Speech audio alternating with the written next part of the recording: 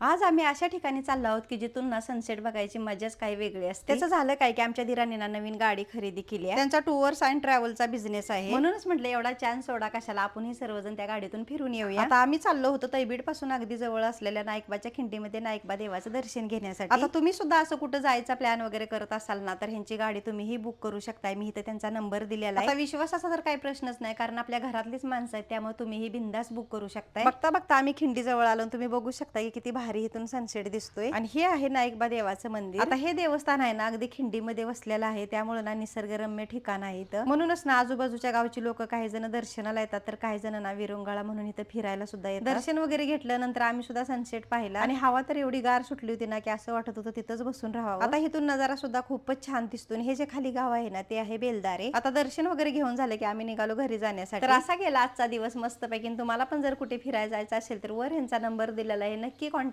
करा आणि तुमचाही प्रवास आनंददायी करा.